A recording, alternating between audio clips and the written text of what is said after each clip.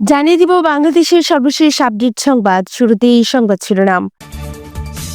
Fascism আমাদের সবার মধ্যেই কাজ করে বলেন কুমিল্লায় ফরহাদ মজহার। এরপর জানিয়ে দিব সামনে বড় যুদ্ধ অপেক্ষা করছে আমাদের জন্য বলেন তারেক রহমান। জুলাই অভ্যুত্থানের ঘোষণাপত্র তৈরি করবে সরকার বলেন প্রেস সচিব। আরও জানিয়ে দিব ভিন্ন রূপে ক্ষমতায় থাকার পায়চারি করবেন না বলেন আমির খসরু। সর্বশেষ সংবাদে জানিয়ে দিব মিয়ানমার সীমান্ত আমাদের নিয়ন্ত্রণে রয়েছে বলেন স্বরাষ্ট্র উপদেষ্টা। শুনছিলেন সংবাদ শিরোনাম, এবার শুনবেন বিস্তারিত। সংবাদটি কে কোথা থেকে দেখছেন তা অবশ্যই কমেন্ট করে কমেন্ট বক্সে জানিয়ে দিবেন। 31শে ডিসেম্বর কেন্দ্রীয় শহীদ মিনারের গণজমায়েত সম্পর্কে ফরহাদ মজহার বলেছেন, আমি জানি না তারা ওই দিন কি ঘোষণা করতে যাচ্ছেন, তবে তাদের উদ্দেশ্যে আমি বলবো রাষ্ট্র সরকার এক নয়, জনগণের সার্বভৌমত্ব হচ্ছে রাষ্ট্র। রাষ্ট্র সরকার এই দুই বিষয়ে আমাদের কাছে পরিষ্কার নয়। আমরা আশা করব ছাত্ররা আগামীকালের ঘোষণায় আমাদের কাছে বিষয়গুলো পরিষ্কার করবেন।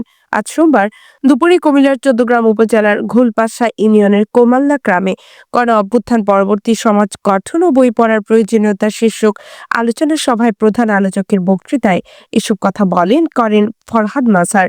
ওই গ্রামের বিলকিস আলম পাঠাগারের উদ্যোগে আলোচনা সভার আয়োজন করা হয়। ফরহাদ মজহার বলেন, আমরা সবাই মিলে একটি সমাজে বাস করব। এই যে সিদ্ধান্ত নেওয়া, এখান থেকে শুরু হয় রাজনীতি। তবে একটি ভালো সমাজ তৈরির চেয়ে আনন্দের আর কিছুই হতে পারে না। মতের পার্থক্য থাকতে পারে, কিন্তু রাজনীতি মানে আমরা সবাই একসঙ্গে থাকবো। আর আমরা যদি বলা শুরু করি আমি যেটা বলছি সেটাই সহি, আমরাই ঠিক, আমারটা না মানলে আমার সঙ্গে বাস করতে পারবে না, এটার নাম হলো ফ্যাসিজম। ফ্যাসিজম একটি কঠিন শব্দ, কিন্তু ফ্যাসিজম আমাদের সবার মধ্যেই কাজ করে। আমারটাই শুনতে হবে, আমারটাই থাকতে হবে।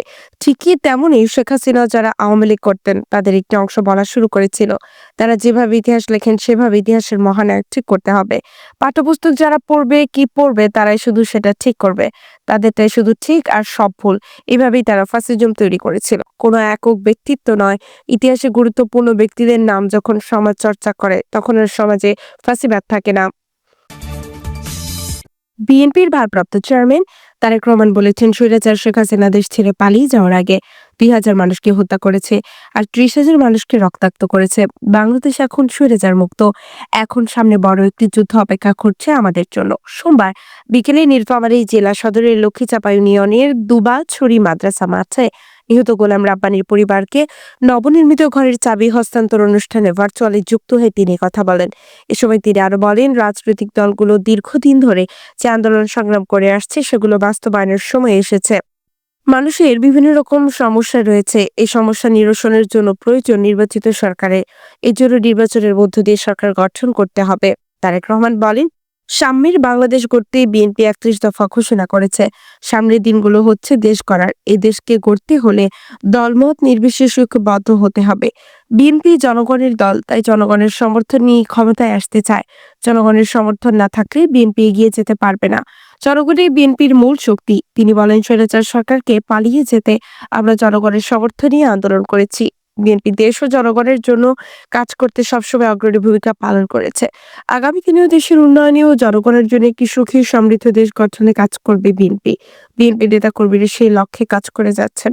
অনুষ্ঠানে 2014 সালের জানুয়ারিতে র্যাবের ক্রসফায়ারে নিহত লক্ষ্মীচাপ ইউনিয়ন বিএনপির সাংগঠনিক সম্পাদক শহীদ গোলাম রাব্বানীর পরিবারকে 6 লাখ টাকা দিয়ে নির্মিত বাড়ির চাবি হস্তান্তর করেন বিএনপির সিনিয়র যুগ্ম মহাসচিব রুহুল কবির রিজভী।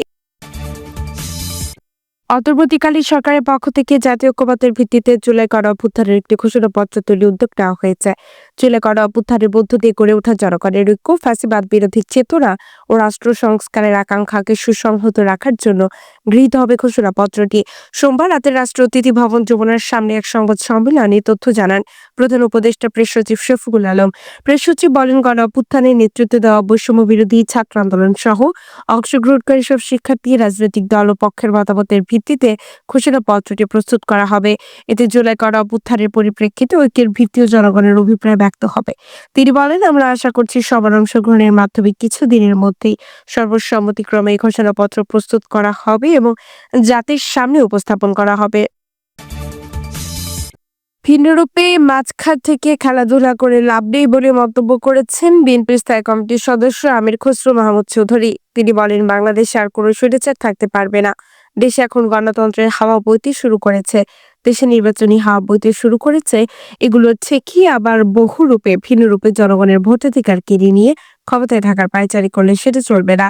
সোমবার নগরীর মাঝির ঘাট স্ট্যান্ড রোডে সন্ত্রাস, চাঁদাবাজি ও নৈরাজ্যের প্রতিবাদে সদরঘাট থানা বিএনপির সমাবেশে প্রধান অতিথির বক্তব্যে তিনি এসব কথা বলেন। সদরঘাট থানা বিএনপির সাবেক সভাপতি মোহাম্মদ সালাউদ্দিনের সভাপতিত্বে ও থানা শ্রমিক দলের সাধারণ সম্পাদক সেলিম সম্রাটের পরিচালনায় প্রধান বক্তা ছিলেন city mayor doctor Shahadat Hossain. বিশেষ অতিথি ছিলেন কেন্দ্রীয় বিএনপির সাবেক সহ সাংগঠনিক সম্পাদক আবুল হাশেম বক্কর, মহানগর বিএনপির আহ্বায়ক এরশাদুল্লাহ, সদস্য সচিব নাজিমুর রহমান। নির্বাচনকে দীর্ঘায়িত করে ষড়যন্ত্র চলবে না মন্তব্য করে আমির খসরু বলেন, আগে থেকে বলে দিচ্ছি, বড় বড় স্বৈরাচারকে দেশের মানুষ বিতাড়িত করেছে। ওই প্রক্রিয়ায় ভিন্নরূপে বহুরূপের ভাবটি আর করে স্বৈরাচারকে থাকতে দেব না। নির্বাচন দিতে হবে, দেশের মানুষ তাদের প্রতিনিধি নির্বাচন করবে। নির্বাচনকে দীর্ঘায়িত করে ষড়যন্ত্র চলবে না। দেশের মানুষ বিশেষ করে নতুন প্রজন্ম গত 15 থেকে 20 বছর ভোট দিতে পারেনি। মহিলারা ভোট দিতে পারেনি, সবাই ভোট দেওয়ার অপেক্ষায় আছে।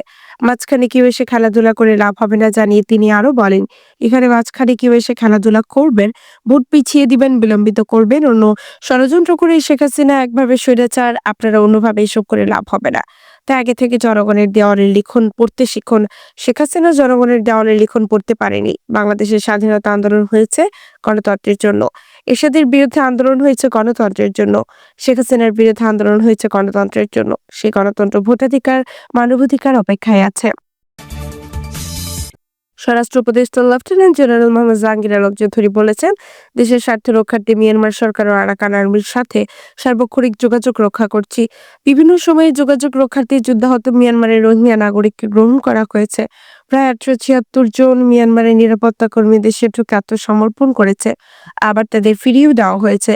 আজ সোমবার কক্সবাজারের টেকনাফ সীমান্ত পরিদর্শন শেষে মিয়ানমারের আরাকান আর্মির মংডু দখলের পর সীমান্ত পরিস্থিতি ও রোহিঙ্গা সমস্যার বিভিন্ন দিক তুলে ধরে তিনি এসব কথা বলেন। টেকনাফের দমদমিয়া BAWUTA ঘাটে দুপুর 2টায় তিনি সাংবাদিকদের বিভিন্ন প্রশ্নের জবাব দেন।